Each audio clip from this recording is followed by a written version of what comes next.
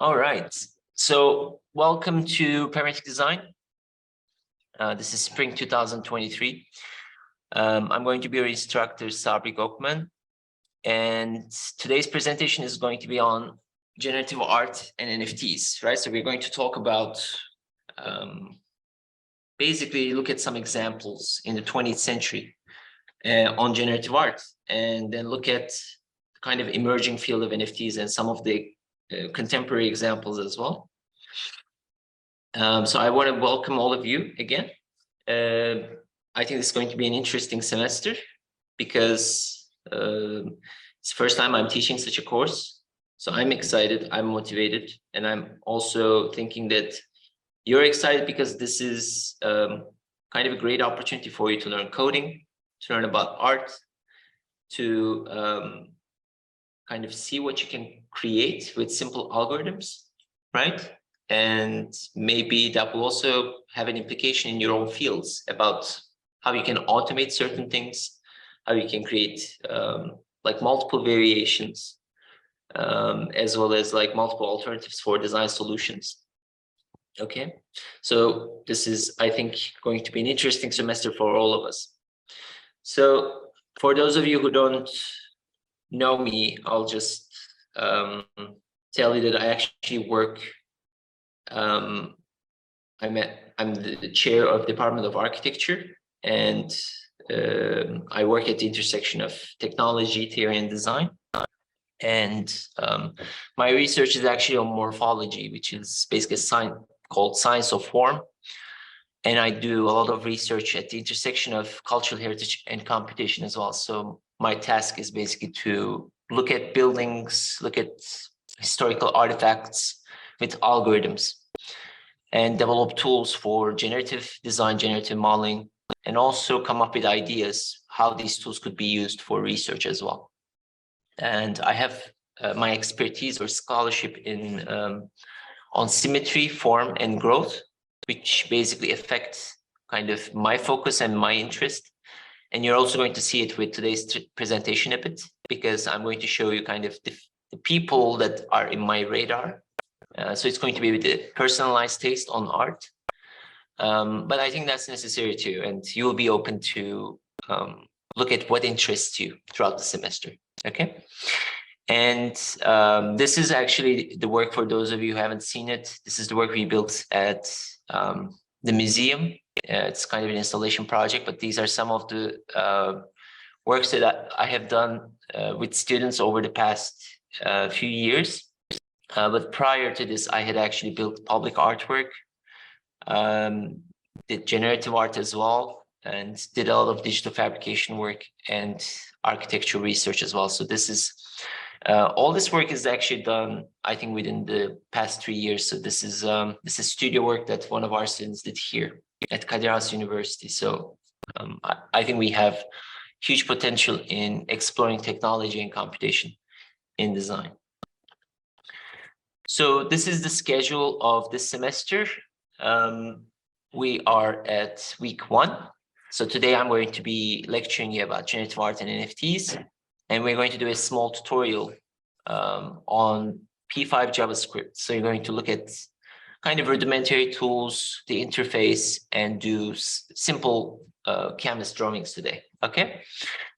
And we are going to have 3 projects throughout the semester. So these are marked with these project phases, so 4-week projects, almost 4 and 3 weeks. But basically, you will be doing like you will be looking at different aspects of algorithm development and come up with a project for that. You could be working with purely JavaScript in 2D or 3D. It's totally up to you. And if you want to do a project on the metaverse or a 3D project that could be imported in a platform, this would be also a great opportunity for you to test the tools for that. Okay. But my task throughout the semester will be to teach you JavaScript tools, to teach you about geometry, algorithms, and some of the important concepts, and for you to develop like a generative artwork that can create variation, that can turn into a project. And then hopefully we can, at the end of the semester, upload it to FXhash and minted. Okay, so you won't be necessarily making any income this semester from those NFTs that you'll be uploading. You'll be only learning about this world. So with that being said, there is no there's a huge potential, of course, to see what kind of the body of work you can come up with. And there's also a possibility that your work could be exhibited at the end of the semester at an X-Media Art Museum. So that's also a huge opportunity, I think, for most of you. Okay. So as I said, this is a collaborative course, primarily hosted at the Faculty of Art and Design. And I'll be responsible for your weekly lectures and weekly tutorials, but we are going to also have a lot of guest lectures. So on week 3, Ismail Hakkı Polat is going to teach you about blockchain and cryptocurrencies. He's a professor at the new media department. So he's probably the leading figure in our university about these technologies. Tansel Kaya is going to teach you about smart contracts and the blockchain. Esra Özkan is going to be our industry partner. She's actually a curator, and her expertise is on art management, and she works at Das, which is the company that created the X-Media Art Museum. So they worked with digital art, and she's going to show you some examples of how they manage or curate these works with NFTs. In the 5th lecture, we're going to have Davut Gürses and Argun Karamanlıoğlu, and they're going to talk about blockchain laws and regulations. So they're from the law department, right? And the last one is going to be about blockchain analytics by Mehmet Aydın. So he's probably going to tell you about the more analytic side about like how the blockchain is analyzed, regulated, and what are the emerging trends.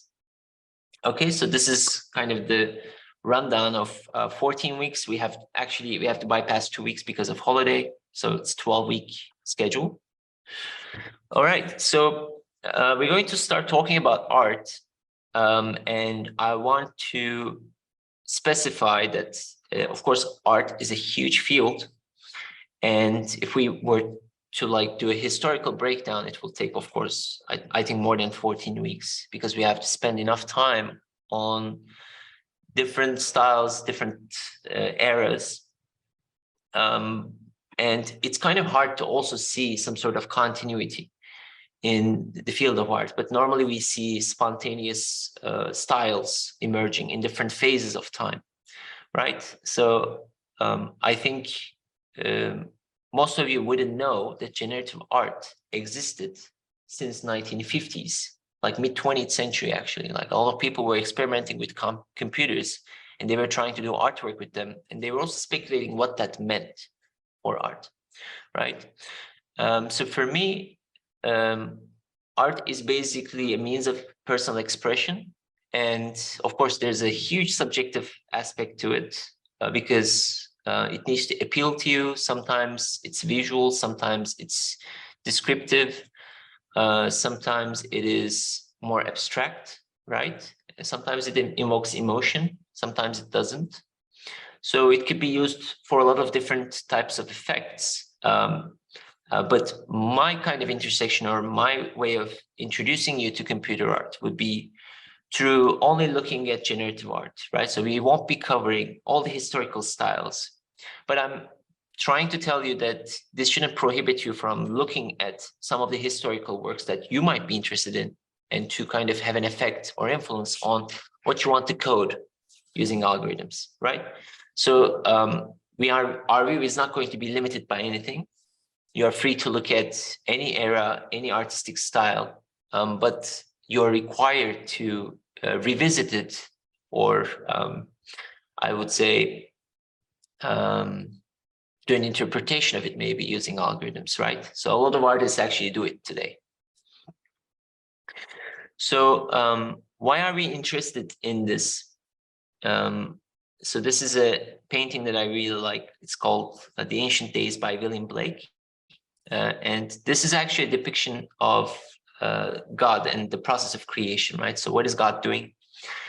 it's a he in this case, but he is holding a ruler to measure the unknown, right? So I think this kind of represents the creative process that we tackle most of the time. So we are trying to create something, but creation actually means calculation, and calculation means computation, right? So even though you're not using computers, that doesn't mean you're not calculating things. You're measuring things. So you're dealing with form. So in order to visualize something, you have to give it some sort of geometric description. And that also has a huge effect in the creation of art, right? So we're going to look at algorithms, but when we are looking at how things are built, we will be building them with rudimentary things, rudimentary geometries like points, rectangles, triangles, whatever, or like cells, emerging agents. So all of these basically help us to calculate some complexity or some system. And this is basically an important aspect or perspective that you should think about, like how to think about the rules that build something, but also how to use geometry in calculating things. And this is basically an important aspect for the intersection of mathematics and art, right? And particularly, these are all images from 15th century. But of course, if we were to talk about mathematics, mathematics goes like thousands of years ago, right? We are using it since the dawn of time. And for me, this course is also structured at the intersection of mathematics and art, right? So geometry means mathematics. So in order to build something, give it form, we need to be able to compute it. So this is evident in, for instance, Islamic ornament. Like here, you're looking at the drawing of a plan of a muqarnas on the right, right? So in order to compute these tiles, you need to understand geometry. You need to understand the systemacy of things, how they could be built, and how they fit together. Also in Renaissance, geometry was an important investigation for scholars. The Vitruvian Man drawn by Leonardo da Vinci is a famous example of that, right? Understanding human anatomy through the perfect forms of deity, through circle and square, and how they intersect, how they define the proportions of the anatomy. Sculptures and artists also used other means of drawing, like Alberti developed perspectival drawing. Here you're looking at the wireframe drawing by Polo Cello. So how do we represent geometry? What kind of mediums do we use and styles we use? That's also an important part of our investigation. But as I mentioned, our focus is going to be on generative art, particularly 1950s to today. So we're going to look at the intersection of mathematics, geometry, computation, biology, natural sciences, social sciences, humanities. So things that kind of are influenced by computation, by art, and also the notion of generative. Now, generative basically comes from genes, right? Genes means there's some sort of code, but the code is not a direct inscription of what the outcome could be. Genes are always, I would say, descriptive of the processes. So when you look at or think about DNA, for instance, DNA doesn't actually tell anything about certain physical aspects that you have, because those are acquired through morphogenesis. So genes actually regulate phases of growth and transformation. So they are only regulatory. They are not actually definitive. So this idea of variation is a huge concept in the notion of evolution, but also it takes inspiration from computation as well, right? So genes basically means there are dynamic agents that interact and output variation. And this concept basically lies at the intersection of computation and biology. And that's kind of my interest as well, a bit looking into this. So you're going to see kind of where my the examples that I picked for you kind of have this intersection as well. So we're going to also look at interdisciplinary aspects at the intersection of generative algorithms, variation, and form. And this will be our first example of generative art. A bit more. by Vera Molnar. This is 1974, and it's actually one of the early examples of generative art, right? So generative art didn't emerge in 21st century. It actually emerged in mid 20th century. So here's a definition I took from Wikipedia, actually. So let's break this down. Generative art often refers to the algorithmic art, algorithmically determined computer-generated artwork, and synthetic media, general term for any algorithmically generated media. But artists can also make it using systems of chemistry, biology, mechanics, and robotics, smart materials, manual randomization, mathematics, data mapping, symmetry, tiling, and more, right? So it basically applies to anything that has calculation when you think about it, right? Chemistry, biology, they also compute or calculate form or dynamic systems. And some of these systems could also be understood through mathematics as well. So that's basically the area we're going to look at. So let's look at some of these intersections, okay? And this will be also theoretical in a sense, but I think very useful for you to also look at these examples. Darcy Thompson was one of the pioneering figures of 20th century biology, and he wrote on growth and form in 1917. And he basically tried to establish a mathematical basis for the study of organic forms. And he used Dürer's topological relationships. So Dürer made these sorts of diagrams where you look at kind of a human face through kind of a transformation matrix like this. So you would actually capture it in sort of a grid. And if you try to distort it, then you would actually get a new form, right? This is more topological variation. It doesn't explain necessarily the generative aspects of how those forms grow, but it strikingly, when Darcy Thompson made the same study on fish specimen, he actually found other species as well, right? Other variations belonging to those classes. So that shows you kind of a mathematical relationship between variation among different species. And he also developed some understanding of logarithmic spiral, phyllotaxis, and geometric study of plants' leaves as well. So kind of these sorts of studies looking at spiraling motion and radial symmetry. But he wasn't the only biologist who was interested in, I would say, calculation of organic form. Another interesting figure is Ernst Haeckel, who looked at a lot of different organic forms. Actually, he did these tabloids, which are, I think, at the pinnacle of intersection of art and natural sciences, right? So this is basically his own drawings, but they're almost like artworks themselves. And here you're looking at depictions of radiolaria.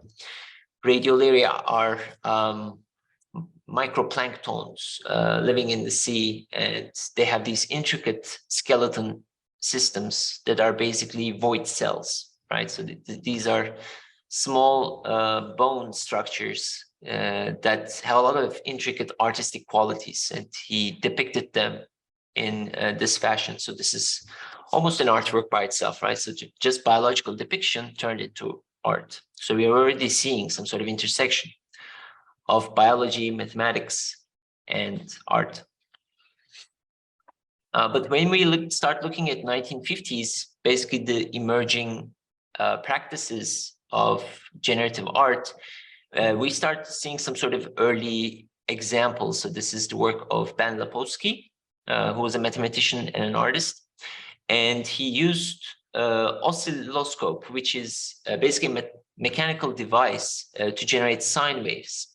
And he played with these sorts of knobs and parameters, and used still photography to capture variations, right? So these were kind of plotted variations of some of his examples, but the most striking ones are done with color. So these are called oscillions.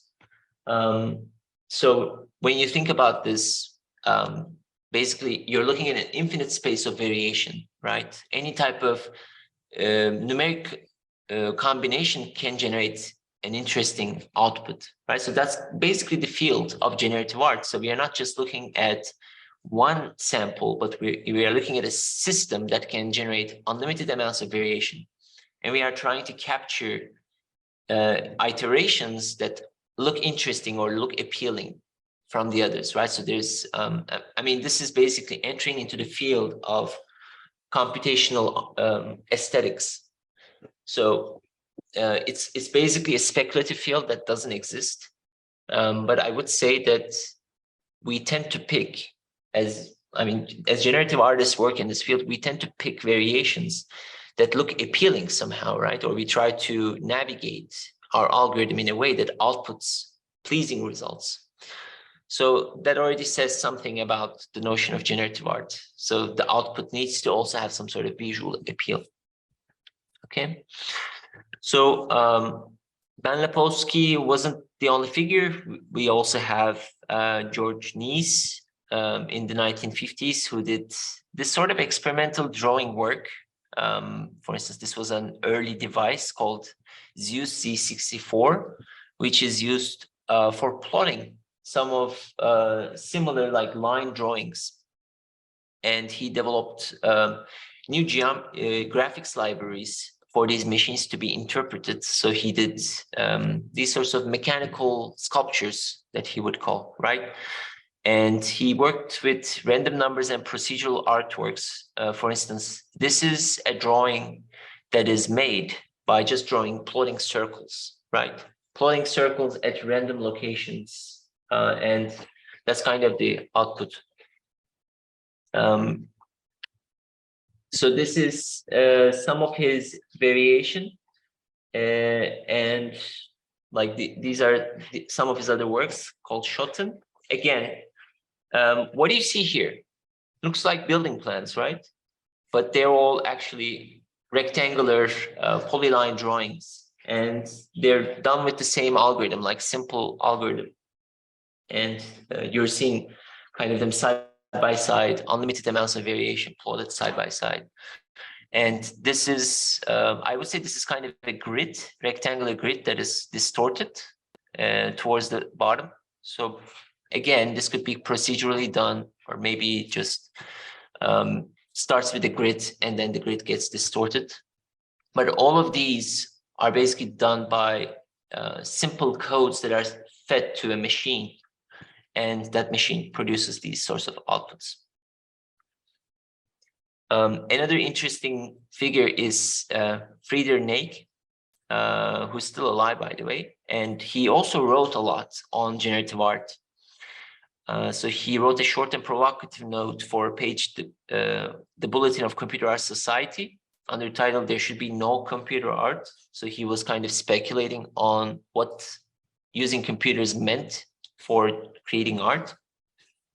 And this sparked a lively controversial debate among those who had meanwhile started to build an active community of artists, musicians, writers, designers in digital domain. And he was kind of at a moral position. Basically, he wanted this to make art more accessible. And since we are using technology or computers to generate variations, he wanted it to be more affordable, maybe cheaper as well. So rather than it becoming a commodity, he wanted it to be more, I think, accessible, so more transparent. So this is kind of an extract that I took from his essay. By the way, I'm going to upload all of resources that you could read. You will also be able to read this this essay. But in it, he said, there's no need for the production of mere works of art, particularly no need for computer art. Art comes afterwards. Aesthetic information as such is interesting only for the rich and the ruling. For the others, it comes with, namely with other information. Thus, the interest in computers and art should be the investigation of aesthetic information as part of the investigation of communication. This investigation should be directed by the needs of the people, right? So it's trying to basically make a claim saying that this is a field that we can investigate and we can interact with aesthetically, but when we try to associate it with some sort of value or money, we shouldn't think about it as a commodity. We should think about it as through the needs of people. So I'll show you some of his experimental work as well. This is from 1965. And how would you think this something like this would be drawn? What would be your, like, what do you think is happening behind the algorithm of this?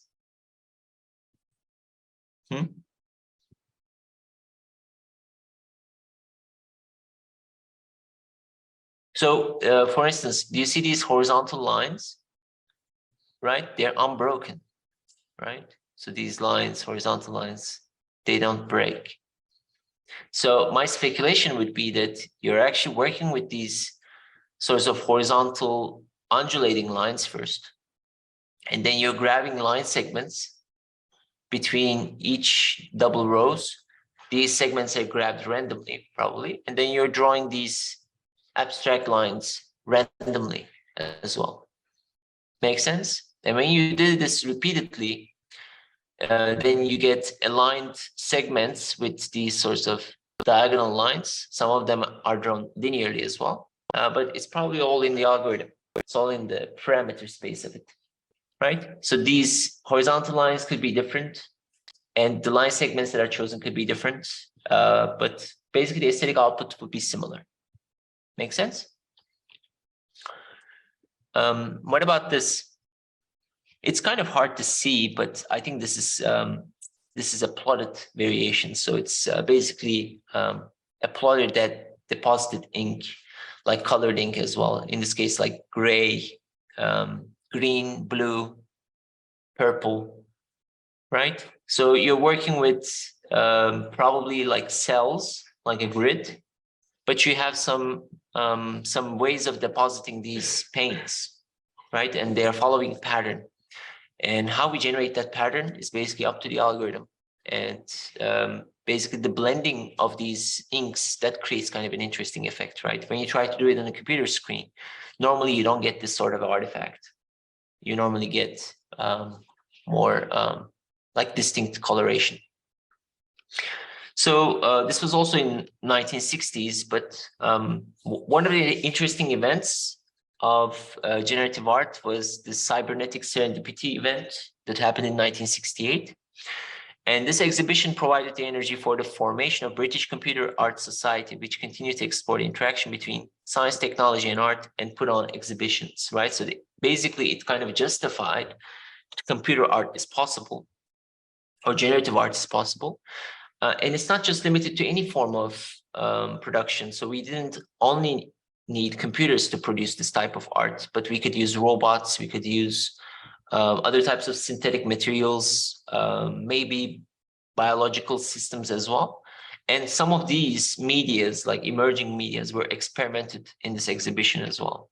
And this was kind of an image I found showing you some of the examples that were exhibited. So it's also interesting to see that they're actually framed, right? Some of them are framed.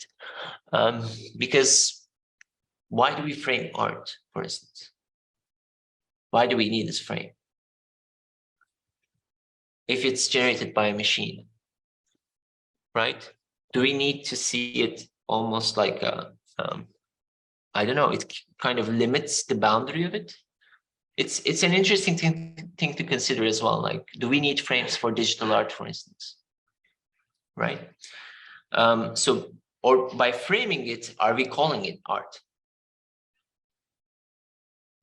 That could also be an interesting speculation. So we are going to speculate on all of these things, but just keep an open mind, right? I wouldn't say I'm the authority here, but I'm opening up discussions. Okay. But in general, right now, the famous art idea is the picture inside the picture, like in digital art. For example, you have not flame. They don't use the flame right now. Yeah, so they changed the frame type, right? Yes, I mean, especially in generative art, your frame is the screen, if you think about it, if you want to look at it full screen, because we have a limited resolution. But I also see some generative art having an embedded frame inside of it, which is also interesting, right? So people have this tendency of framing some sort of variation. So it's just a speculation, but the notion of the frame could be an interesting debate as well. Okay, I'll show you some other examples before moving on to like different investigations, but these are some other examples from the 1970s.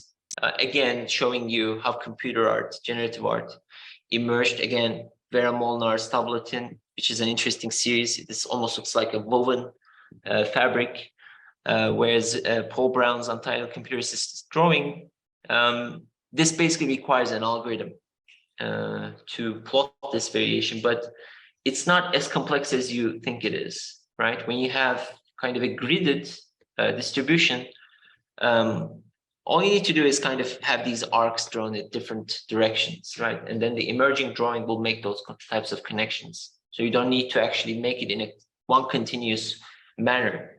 But looking at this and thinking about how this could be generated through code would be our task, right? So by the end of this course, you should be able to look at something and understand, this algorithm is used, or this is the method.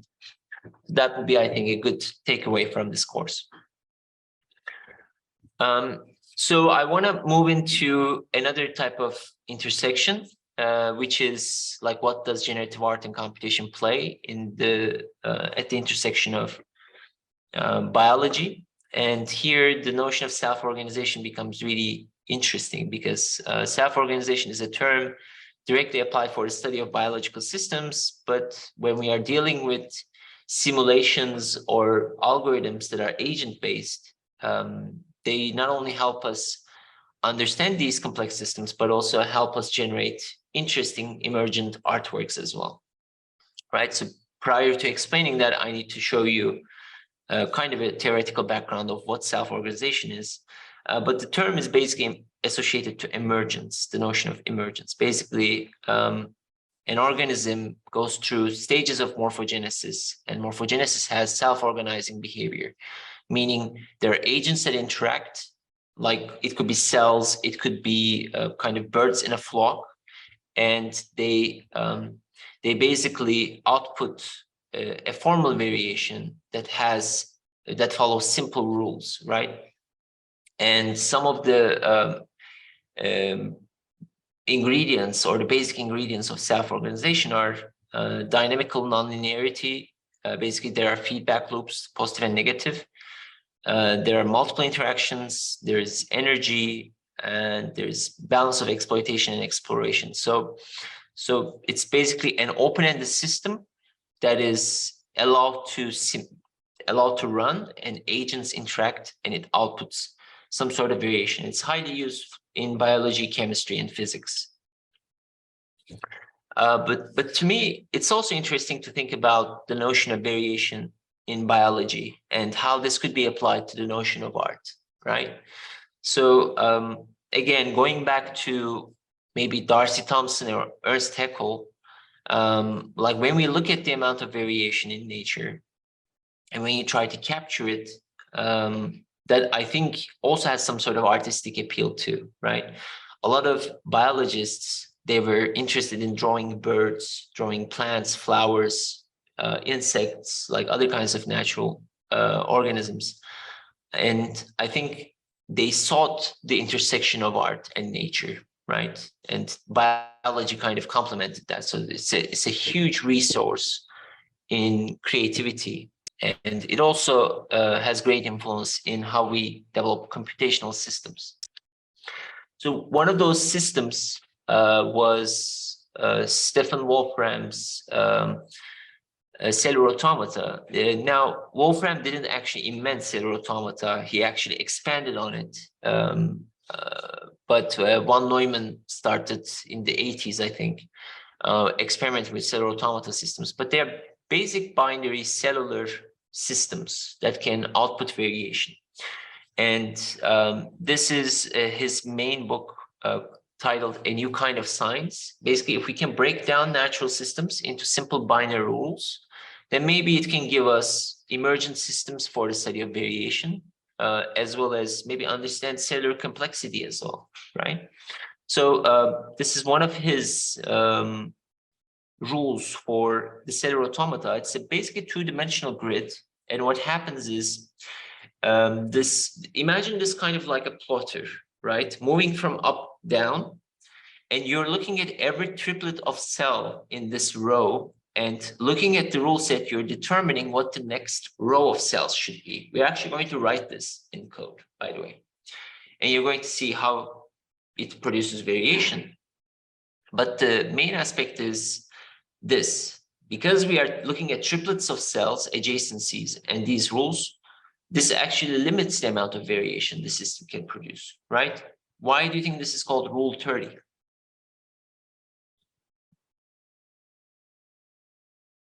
Why not Rule 0, for instance?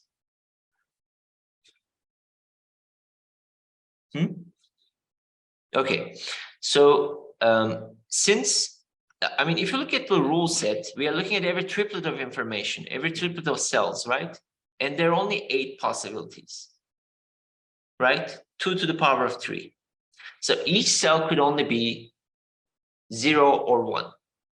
It could only be black or white. And for a triplet of cell configuration, there are only 8 possibilities. And those are actually plotted here. So they could be all empty. The right one could be true, the others could be false. The middle one could be true, the others false. These 2 are true, the others false, vice versa, right? But then the rule set says, depending on this triplet configuration, what is the next generation? So that the lower part of that T, this is the next cell that these triplets are going to produce. So remember, we're going to go through this row and then plot the next row based on that, right? So if this triplet information, basically, these are the rules. So if all of them are true, then we get, for instance, 0 here means we get an empty cell. Or in this configuration, we get, you're not actually seeing my cursor. I'm so sorry. So I'll just show you on the screen. I thought you were seeing my cursor, but if you look here, these are all the triplets, right? So if I look at this triplet, for instance, this triplet is here, right? And the next cell in the middle is 3. Makes sense? But if I look at this triplet, then I take this rule, and this guy is true. But if I look here, this triplet, this is empty. Makes sense? So I go through all those triplets and come up with a rule. And the reason why this is called Rule 30 is because how many different possibilities are there in this sort of rule set? How many rules do we have? We have 8 rules, right? How many possibilities we have? We have 2 possibilities for 8 rules. So 2 to the power of 8 is 256, right? So you get 256 rules for cellular automata. Actually, these are all of them. So this is all the variation that could be plotted from a single cell. Some of them you can see they only produce a line, right? Some of them do not produce as much complexity, but most of them do, right? So, and that's kind of the interesting aspect of the simple binary system. So the rule set doesn't need to be complex, but it can produce huge amounts of variation. Okay, let's look at another system that I think looks really complex, but it's actually really simple as well. So this is called Penrose tiling. And Penrose tiling is actually a pentagonal folding system. It has 5-fold symmetry, and it is non-periodic, which means it doesn't populate like a grid. It actually has packing behavior, right?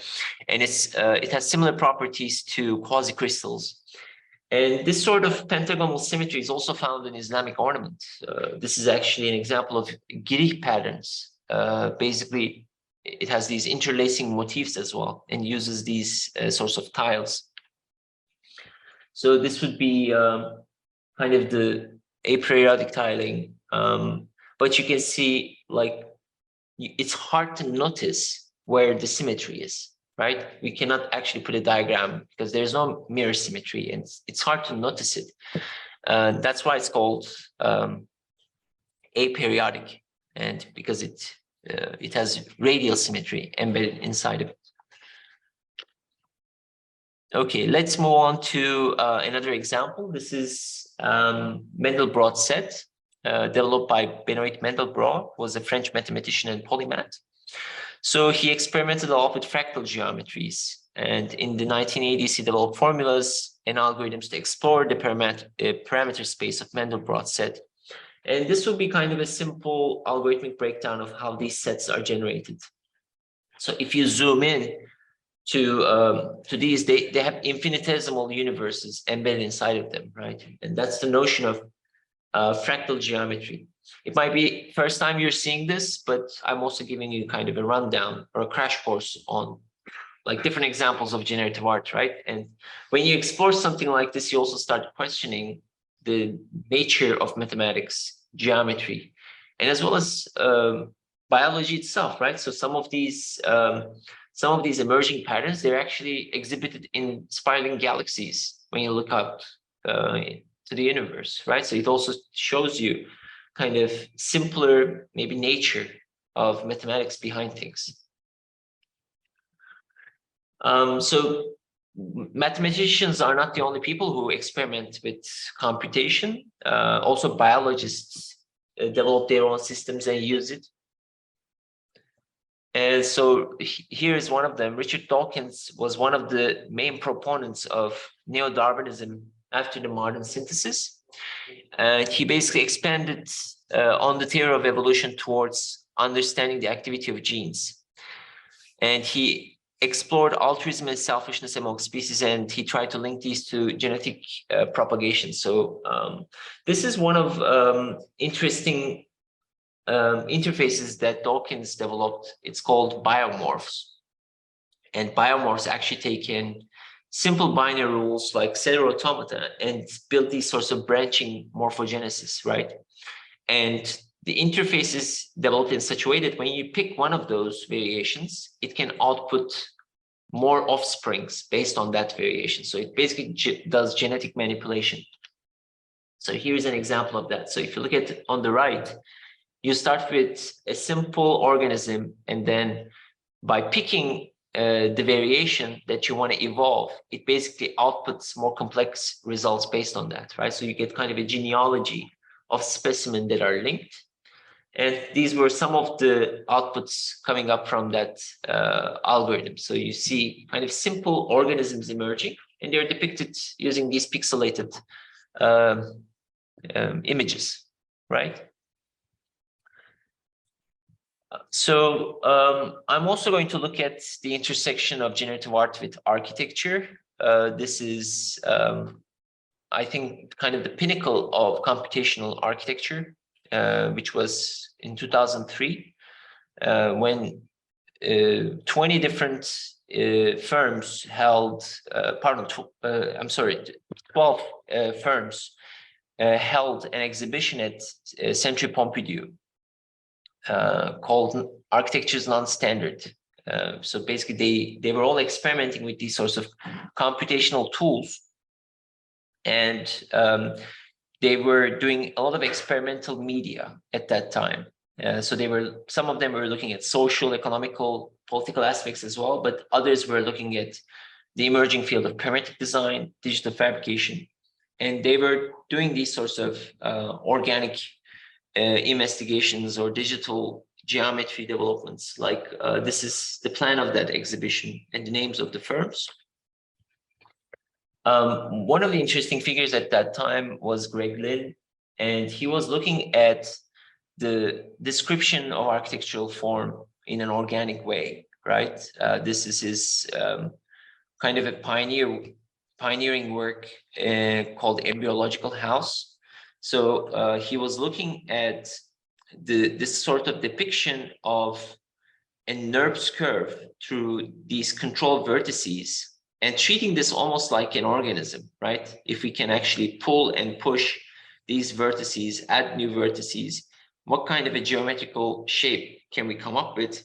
And then what kind of a speculative house that could be turned into, right? So this is basically the central rib of these houses. And you build kind of a top and a lower shell, and that will be turned into an organic house. And he called this the embryological house because it kind of followed stages of embryogenesis like we see in biology. This is a new work that I stumbled upon when I was preparing these notes for this lecture, but I was kind of fascinated to see this because I've seen similar examples of it in the NFT world. This is the Ideal City by Celestino Soddo in 1998. He's actually an architect, but he experimented with these sorts of computer graphics that can plot variation. And here you're looking at like cityscapes, right? With towers, houses, And all of this is procedural. So it's not actually modeled or designed. There's an algorithm that can output these sorts of variations, right? A landscape and these sorts of cityscape almost with different types of buildings. So that's kind of that was the main investigation of architects at that time. So generative algorithms and architectures or cities. So when you push a decade further, you get to images like this. So in 2008, this is basically the advent of computer architecture. So algorithms are more common, interfaces are more developed, we have our own tools, and now we can experiment with other types of media. So this is the work of Kokkugia called Behavioral Urbanism. And this is almost like a serial automata system running in 3D, right? Speculating on how the city will grow, almost in a simulation. Or you'll get works like this. This is the work of Michael Hensmeyer, ornamented columns. And this is purely generated using subdivision algorithms, using mesh geometry, right? So you're adding faces recursively, and here you're looking at thousands of different faces, and all of them are built by these 1 millimeter thick paper that is like stacked. So there are like 2,000 layers of paper stacked here on this column to capture this complexity. Of course, you don't have to do this with laser cutting, with layering. Now we even have like other types of 3D printing technology. This is from 2013. It's called digital grotesque. So you can see the kind of advent of computation and geometry, right? So now we can even generate more complex forms, with more points. This is almost like fractal geometry as well, right? So we are not only computing it, but we are also producing it, like fabricating it with technology. I'm going to show a few more examples. This is the work of Andy Lomas. I was actually going to show you a video of this. I'm going to do this at the end of the presentation because I think it will break my screen share. But this is again a system that Andy Lomas built, who's a mathematician and an artist. And cellular forms basically relies on simple algorithmic principles of nutrient exchange between cells. So when there are pathways of nutrient exchange, and nutrients basically enlarge cells that are spherical. And when a cell reaches a point, it does mitosis, it breaks into two halves, right? So it's basically kind of a simulation of a biological system. And he experimented this on a spherical manner with a cloud of spheres that recursively grew over time, and he acquired these sorts of interesting formations. And his work is exhibited all around the world, actually, right? So he's a mathematician that builds on biology, computer, and art. So that's kind of the intersection. A lot of what we will be doing for this class, we actually owe it to Casey Rees, because Casey Rees was probably one of the most interesting figures of generative art. I would say they developed the programming language together with Ben Fry called processing. I don't know if you know the story, but it basically started as a graduation project at MIT. So they tried to make coding more accessible to designers and artists.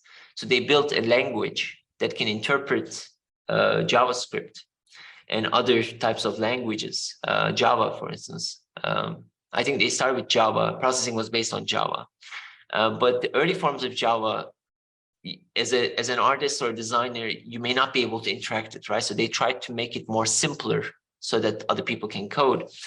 Now we have like simpler languages like Python, for instance, that is more accessible. And they also built P5 JavaScript library that is basically used for web applications, right? A lot of the things we do, it's basically web hosted.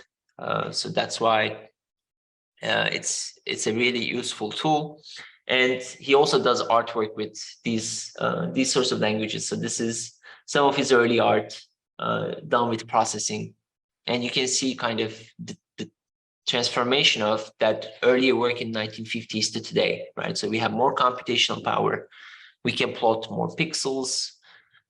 We can embed more dynamical systems. And these are some of the outputs.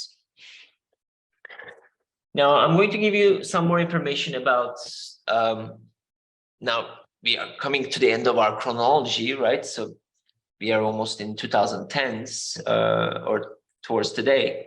Now we're going to look at some examples of NFTs. Now the term NFT, it basically emerged with the usage of the ERC contract 721 standard.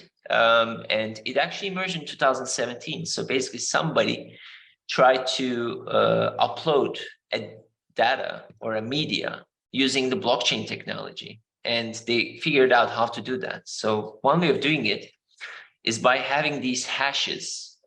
So these, I think this is 32 digits.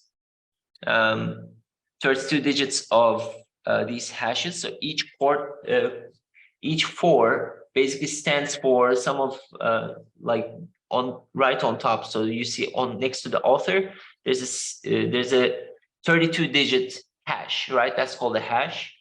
And that is a unique identifier for who the author is. So if you, for instance, get your own crypto wallet, you would have a hash associated to that wallet, and that doesn't change, right? So that basically is an identifier for who that wallet belongs to. Now, when we want to do an NFT, we need to associate it to a smart contract. And the smart contract is basically a binding agent between these three things: an author, a smart contract address, and a contract's ID, right? And that basically holds the non-fungible token underneath it. So it basically shows you who owns that piece, who can, what kind of contract it belongs to, because the contract could specify, for instance, multiple owners. It can specify means of transaction. It can also specify, for instance, royalties, percentages, other types of things, right? So it basically opens up the possibility of dynamic exchange. And all of this is hosted on the blockchain. So those hashes basically are identifiers or placeholders. And once you upload it to the blockchain, it basically turns into this sort of code, binary code, so that it gets processed really fast. And what happens is, in the blockchain, once you request a transaction, how many of you have done like a blockchain transaction before? None of you? Okay. So what happens is, when you want to, let's say, make a transaction, when you want to send somebody digital currency, so you enter a transaction and then you wait. You wait. And what happens is, if you don't want to wait too much, then you have to pay a gas fee. The gas fee basically means that your transaction gets priority of being processed, right? And the way it gets processed is through this chart. So you request a transaction, and a block that represents the transaction is created. So it basically gets its own hash, and it's being pushed to the servers. And then the block is sent to every node in the network, so they check for validity. So a lot of these called the mining, crypto mining, basically, which means they just validate transactions. So if one transaction gets validated from multiple sources, then it gets added to the blockchain, right? So stages 4 and 5, basically. So by doing this validation, those mining fields, they get some royalty, or they get some money. And that's the money basically you pay for a transaction. The blockchain's interest in making that transaction cost to zero, so that it will be like exchanging money by hand. But even today, if you want to send somebody money through the bank, you actually have to pay some fee for it, right? So it's basically the same type of transaction, but hosted on the web and validated through computers, right? So the validation, these nodes that do the validation, I can show you images of them. I didn't include it here, but basically they're like warehouses full of computers, full of servers, and they consume all of energy. So that's kind of the debate behind whether this technology is clean because it also produces some carbon footprint by consuming all that energy. But the goal is to actually make that energy cost less and less over time. So for instance, Ethereum moved to Ethereum 2, which basically reduced it by half, right? So imagine paying $5 for every transaction, and now you're paying $2 for every transaction. So it makes it highly like affordable and more more universal, I would say. So what kind of things could be associated to the smart contracts? It could be basically anything: artwork, music, gaming, sports, other types of items. And I saw that some people are also developing ideas, for instance, of minting tickets. For instance, let's say you want to go to a concert 3 months from now, and the tickets are NFTs, right? And then something happens and you can't go, then maybe you want to sell your ticket. So you can think about it almost like a black market, right? Like when you go to the stadium, there are no tickets available, and some people are selling their tickets for twice as the price because there aren't any left, right? So you can actually do that with NFTs. And there's some sort of interesting aspects to it too. Like imagine buying a plane ticket, for instance, like right now, like from Istanbul to New York, and you bought the ticket 6 months ago, right? Now maybe the ticket prices have gone up, but you might want to be able to sell it for an interesting market price. So again, just thinking about artwork is only a limitation for how this technology could affect our lives, right? A lot of the things we do is already dependent on online transactions. And that also means, like how many of you, for instance, have QR codes when you enter a concert now? Like when you go to a concert, you get tickets, e-tickets, Yes. PDFs, and there's a QR code. So they scan a quick QR code, right? There's no point of that not becoming an NFT, for instance, because it's not associated or attached to your ID. So you can actually sell it. You should be able to sell it, but it's not built that way so that the ticket agencies actually control it. Makes sense? It's how we look at technology too. Okay, so this was on the poster of this course. This is actually called a legendary NFT in the NFT community because it's the first NFT project that was launched on the blockchain called CryptoPunks. And they are built by Larva Labs, and there are 10,000 of them. So how would you generate 10,000 unique pixelated characters? 10,000. These are not drawn by hand, right? When you think about the number, you understand that you have to build a system or an algorithm that is able to produce these figures with different hats, different glasses, different skin color. Some of them have hoodies, some of them have cigarettes, right? All of these are basically properties, or I would call them parameters. So when you say you want to create a character that is, let's say, skin color is 10, has pink glasses, cigarettes, and a beanie, right? That basically becomes one of the variations. But you need to make it in such a way that no two images are alike. Like say Which one? these cool girls, no orange hair, or long hair. This one has green eyelash. This one has purple. The eyelashes. It may not be visible, but the eyelashes are different. Yeah. I mean, it's on my screen, but the eyelashes are different. Everything else is the same. You're exactly right. But you have to build it in a way. Again, these are not randomized, but it's just a population that you're generating, right? And it also becomes an interesting aspect because then you get rarities. Now, a rarity is basically a feature that doesn't occur in the population as often. So there's a character called, for instance, these are called zombies. Do you see on the right? There's a zombie. I think this one is a zombie, and this one is a zombie. I think there are like 13 less than 15 zombies. And when you think about that, that's how rare zombies are, right? So if you hold one of those zombies, then it basically acquires a higher value among the other variations. Make sense? So how often a variation occurs basically reduces its value too, and that's called a rarity. Okay, it's also another concept that we will look at. This is another project by Larva Labs called Autoglyphs. These are more these sorts of binary, simple drawings. Again, you're looking at almost like a white blank canvas, but it's also framed, right? Which is interesting. So you look at like different notions of symmetry, different hash drawings type of things. And I think there are also like thousands of variations of this.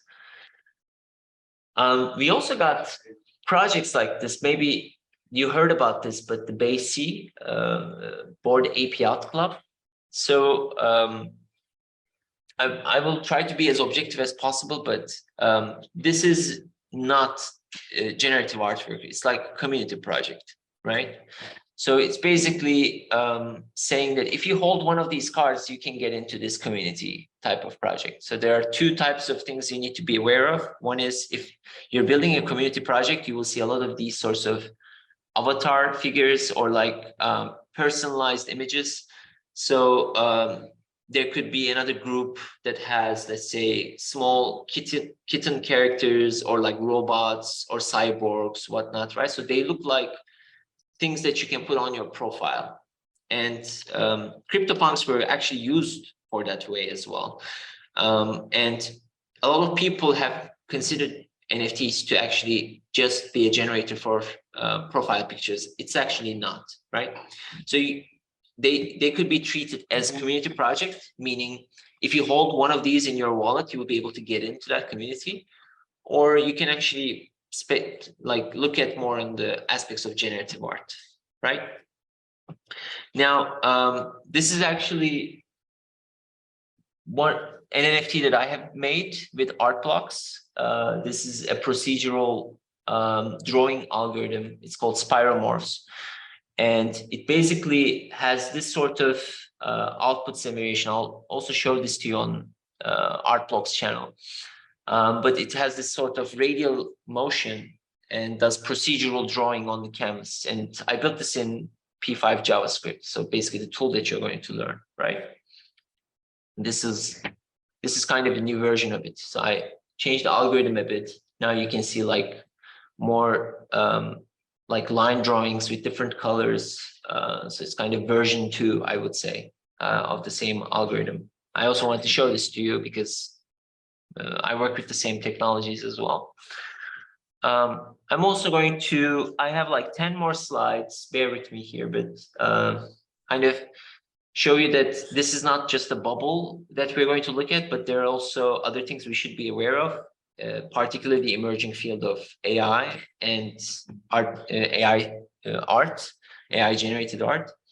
It actually started with these GANs. GANs are called Generative Adversarial Networks. It's basically a training algorithm for artificial intelligence through image sets that can output a variation that can mimic a certain image style, right? So for instance, if you train the algorithm to acquire a taste for these sorts of artistic styles, and then if you feed it any type of image, it can actually interpret it in that style. So it can paint that image in Van Gogh style or as a Monet or something else, right? So that's a possibility of generative art as well, but it's particularly built with artificial intelligence tools. Another field is text to image. I know how many of you worked with these sorts of interfaces, but this is basically a prompt generator. Have you worked with ChatGPT? Yeah, you experiment with ChatGPT. So ChatGPT doesn't produce these outputs, but Midjourney does, right? So they're also like, I have another image belonging to Midjourney, but by just changing these sorts of prompts or the descriptions, it actually produces these low resolution images in a really fast, at a really fast pace, right? So which is really interesting. So it doesn't have art implications at the moment, but it just shows you that we can generate, we don't have to write the code necessarily, we can actually generate images with prompt, with just a single sentence. Have you seen this before, this image? Huh? It became highly controversial. You know the story behind it? It's called Space Opera Theater by Jason Allen. And he submitted it to a Colorado Art Festival competition. He won the first prize. But the jury actually didn't know that it was generated with AI. And when they learned that the image was generated with AI, they actually stood behind their decision, but the other artists were pissed off. So they were like, why a person using Midjourney is being credited here, like our personal creations are not as valued, right? It also opened up, I think, a moral discussion because Jason Allen sent the project not with just his name. He actually said Jason Allen and Midjourney. So he basically shared authorship with this AI. And it also creates this sort of interesting intersection. Now, what does that mean? Like, if all of us use Midjourney, does it mean we only become editors to this technology? Like, we're only writing prompts and using our own aesthetic judgment to choose what's like pleasing or not, right? So it's basically an interesting moral and ethical discussion too. I'm not going to get into it today, but just want to show you that Midjourney created this sort of debate among artists. Okay, so this is an emerging NFT gallery called Art Blocks. Art Blocks have been around since 2019, and they started with these primitive projects like Squiggle is one of the earliest projects. There was also construction token. And they built curated works. So they hosted artists on their web, and artists actually uploaded their code to their system and minted on the blockchain. And they were kind of accessible to all the collectors around the world. So it's a platform that is geared towards NFTs and hosting NFT projects. So I'll show you some of them.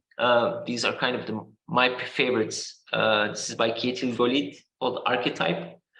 And you can see kind of the variations, right? Color palettes, recursive subdivision, this sort of cubism, axonometric cubism that has this distinctive style, right? All of these are kind of individual variations of images, square images.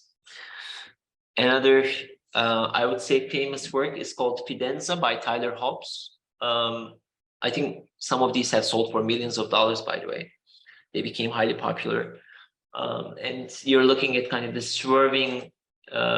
swerving fields and these sorts of color palettes, right, which make this work highly distinctive and interesting. And of course, all of the stuff you're going to see is going to be abstract. This is another one called Bent by Ipsketch. It's actually a triangular grid that has a specific tile configuration that only rotates. He explains how this algorithm came to be on his website, but it produces really interesting visual effects and results. This is Chimera by MP Kos. It actually has inspiration in early forms of art, basically naturemort, right? When you think about like those brushed depictions of vases, apples, and rotting organics. This is actually done in JavaScript, and it's three-dimensional. You can actually rotate this canvas, but these are the thumbnail images of the algorithm. I'll show these to you on the web as well, but just to show you some of the references. Okay, I'm almost done. I wanted to leave this slide as well. So 10 questions concerning generative computer art. These are what I found on the web. And these have been speculated since 1950s. So maybe we will have some answers for them throughout the semester. Like, I also want to see your objective points of view. Like, what do you think about the future of computer-generated art? And let's read some of these questions. So, can a machine originate anything? What is it like to be a computer that makes art? Can human aesthetics be formalized? What new kinds of art does the computer enable? In what sense is generative art representational, and what is it representing? What is the role of randomness in generative art? What can computational generative art tell us about creativity? What characterizes good generative art? What can we learn about art from generative art? What future developments would force us to rethink our answers, right? So NFT is basically a stage of this type of speculation. So we're going to do some, we're going to give a break, but we're going to look at P5 and do some rudimentary exercises. So it's basically an interface like this. On the right, we have a canvas, and on the left, we write JavaScript code. And it's really simple. We're going to do some drawings today. And the recording of today will be uploaded to my YouTube channel for those of you who want to access like more similar stuff, content, Rhino, Grasshopper, other types of parametric tools that I do. There's also a lot of generative artwork here as well. You can look at that channel. And that's it for today's lecture. Let's see if you have any questions.